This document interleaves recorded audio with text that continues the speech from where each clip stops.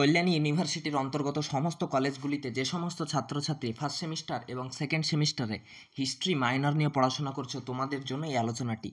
Second semester মাইনরে history যাদের আছে তারা ইতিমধ্যেই জেনে গেছো যে তোমাদের হিস্ট্রি সিলেবাস বিগত 2 মাস আগে চেঞ্জ করেছে।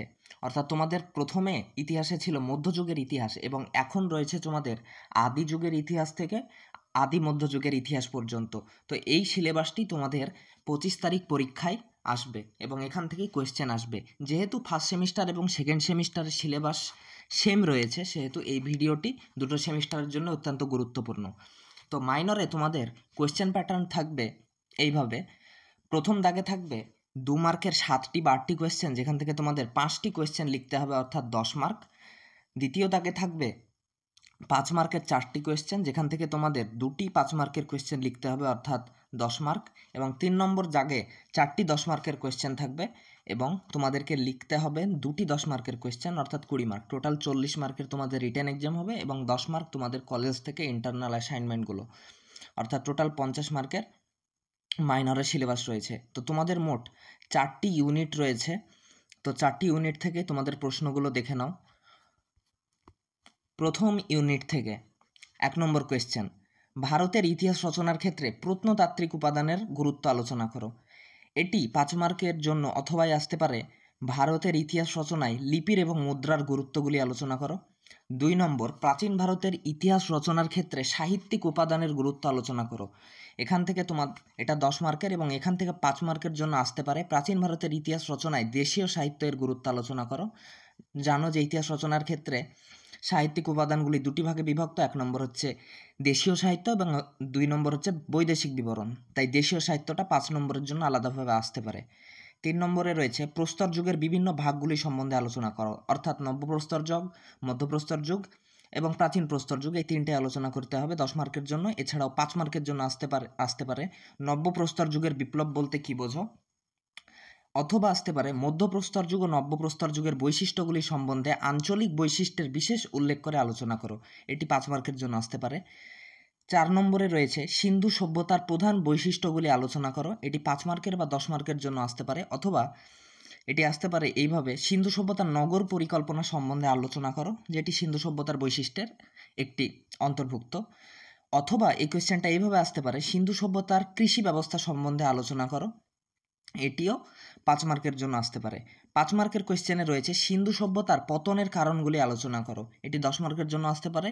অথবা এটি সিন্ধু সভ্যতার পতনের পরিবেশগত কারণগুলি সম্বন্ধে আলোচনা করো। এটি 5 নম্বরের জন্য আসতে পারে। 6 নম্বরে আসতে পারে বিম্বিসার থেকে নন্দ বংশের পতন পর্যন্ত মগধের উত্থান সম্পর্কে বিশদে বর্ণনা করো। এটি 10 মার্কের জন্য। 7 নম্বর, ষোড়শ মহাজনপদ সম্বন্ধে সংক্ষেপে টিকা লেখো। এটি 5 নম্বরের জন্য।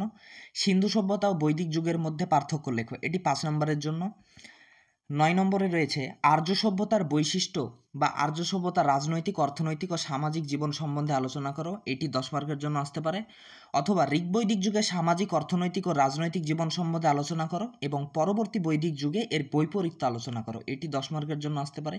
অথবা এই কোয়েশ্চেনটি এইভাবেও আসতে পারে, ঋগ বৈদিক যুগ এবং পরবর্তী বৈদিক যুগের মধ্যে পার্থক্য উল্লেখ করো। এটি 5 নম্বরের জন্য আসতে পারে। অথবা এটি এইভাবেও আসতে পারে, পরবর্তী বৈদিক যুগে সামাজিক জীবন সম্বন্ধে আলোচনা করো। এটি 5 মার্কের জন্য আসতে পারে।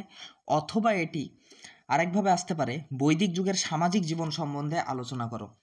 এটি 5 নম্বরের জন্য আসতে পারে। তো একই কোয়েশ্চেন তোমাদের বিভিন্নভাবে আসতে পারে 5 মার্ক এবং 10 মার্কে। এবং 10 মার্কের 10 নম্বর লাস্ট কোয়েশ্চেন ফার্স্ট ইউনিট থেকে, বুদ্ধ ও জৈন ধর্মের ধর্মীয় বৈশিষ্ট্য বিকাশ এবং এই দুটি ধর্মের পার্থক্য আলোচনা করো। পার্থক্যটা 5 মার্কের জন্য আসতে পারে এবং বুদ্ধ ও জৈন ধর্মের ধর্মীয় বৈশিষ্ট্যগুলি যেগুলো রয়েছে এগুলো 10 মার্কের জন্য আসতে পারে। তো তোমাদের কোয়েশ্চেনগুলো বেশি লাগতে পারে, কিন্তু সিলেবাস যেহেতু চেঞ্জ করেছে তাই একটু কোয়েশ্চেন বেশি আছে। সেকেন্ড ইউনিট থেকে প্রথম কোয়েশ্চেন, সম্রাট অশোকের ধম্মনীতি বলতে কি বোঝো? তোমরা কি মনে হয় যে এই নীতি কি বৌদ্ধ ধর্মের দ্বারা অনুপ্রাণিত হয়েছিল? এটি 10 মার্কের জন্য আসতে পারে। 2 নম্বর, সাতবাহন বংশের শ্রেষ্ঠ সম্রাট কে ছিলেন? তার কৃতিত্বগুলি আলোচনা করো। সাতবাহন বংশের শ্রেষ্ঠ সম্রাট ছিলেন গৌতমীপুত্র সাতকর্ণী। তো তার কৃতিত্বগুলি আলোচনা করতে বলা হয়েছে। এটি 10 নম্বর বা 5 নম্বর বিভিন্ন বছরে দুইভাবে এসেছে। 10 নম্বরেরও এসেছে, 5 নম্বরেরও এসেছে।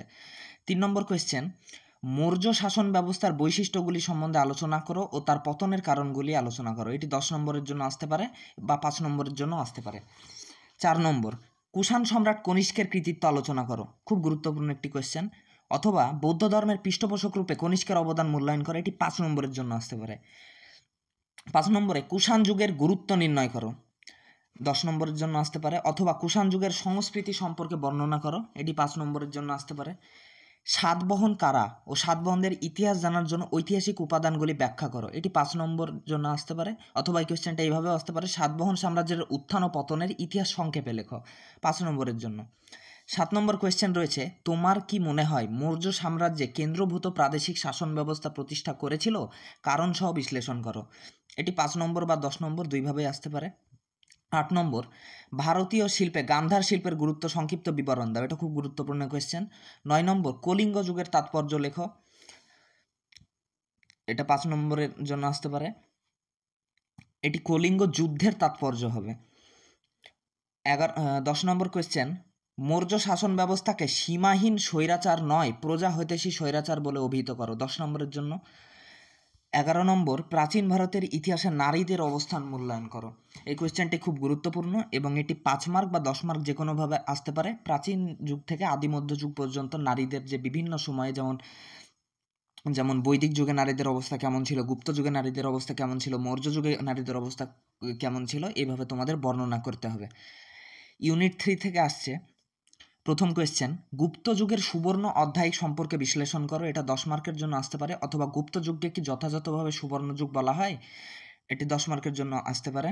অথবা গুপ্ত যুগে শিল্প সাহিত্য বিজ্ঞানের বিকাশ সম্পর্কে আলোচনা করো। 10 নম্বরের জন্য। 2 নম্বর কোয়েশ্চেন, শাসক হিসাবে সমুদ্রগুপ্তের কৃতিত্ব আলোচনা করো। অথবা এটি 10 নম্বরের জন্য এইভাবে আসতে পারে, গুপ্ত যুগে এই সমুদ্রগুপ্তের সাম্রাজ্য বিস্তার নীতি সম্পর্কে আলোচনা করো। আবার এটি এইভাবেও আসতে পারে, সমুদ্রগুপ্তকে কি গুপ্ত যুগের শ্রেষ্ঠ সম্রাট হিসাবে মনে করা যায়, মূল্যায়ন করো। 3 নম্বর, হর্ষবর্ধনকে কি সকলোত্তর পতনাদ বলা যায়? অথবা হর্ষবর্ধনের জনকল্যাণ দিক সম্পর্কে আলোচনা করো। অথবা হর্ষবর্ধনের কৃতিত্বগুলি সম্পর্কে আলোচনা করো। 4 নম্বর কোয়েশ্চেন, আদি মধ্যযুগের সামন্ত ব্যবস্থা সম্পর্কে আলোচনা করো। এটি 10 নম্বরে আসতে পারে। অথবা ভারতে কি সত্যি সামন্ত ব্যবস্থা ছিল, মূল্যায়ন করো। এটি 5 নম্বরের জন্য আসতে পারে। 5 নম্বর, গিল্ড কি? প্রাচীন ভারতের অর্থনৈতিক কার্যকলাপে গিল্ডের ভূমিকা আলোচনা করো। 10 নম্বর জন্য আসতে পারে। 6 নম্বর কোয়েশ্চেন, গুপ্ত শাসন ব্যবস্থার বৈশিষ্ট্য ও গুপ্ত যুগের পতনের কারণগুলি কি কি? 5 নম্বরের জন্য এটি পড়ে যাবে তোমরা। চতুর্থ ইউনিট এবং শেষ ইউনিট থেকে তোমাদের কোয়েশ্চেনগুলি, থার্ড ইউনিট এবং ফোর্থ ইউনিটে খুব কম কোয়েশ্চেন রয়েছে। 1 নম্বর কোয়েশ্চেন, উত্তর ভারতের রাজনৈতিক আধিপত্য প্রতিষ্ঠার জন্য পাল প্রতিহার রাষ্ট্রকূট দ্বন্দ্বের বিবরণ আলোচনা করো। অথবা প্রাচীন ভারতে ত্রিশক্তি সংগ্রাম সম্পর্কে আলোচনা করো। ত্রিশক্তি সংগ্রাম বলতে এখানে পাল বংশ, প্রতিহার বংশ এবং রাষ্ট্রকূট বংশের মধ্যে যেই যুদ্ধ হয়েছিল দুটি ক্রমে, সেই যুদ্ধ সম্পর্কে আলোচনা করতে বলা হয়েছে। 2 নম্বর, চোলদের সামুদ্রিক অভিযান সম্পর্কে বিবরণ দাও। চোলরাজ রাজেন্দ্র চোলের কৃতিত্বগুলি আলোচনা করো। এটি 5 নম্বরের জন্য আসতে পারে। 3 নম্বর, পাল যুগে কৈবর্ত বিদ্রোহের বিবরণ দাও। এটিও 5 নম্বরের জন্য আসতে পারে। 4 নম্বর, পল্লব শিল্পকলা স্থাপত্য ভাস্কর্য সম্বন্ধে বিশদে বর্ণনা করো। খুব খুব গুরুত্বপূর্ণ কোয়েশ্চেন এই ইউনিট থেকে।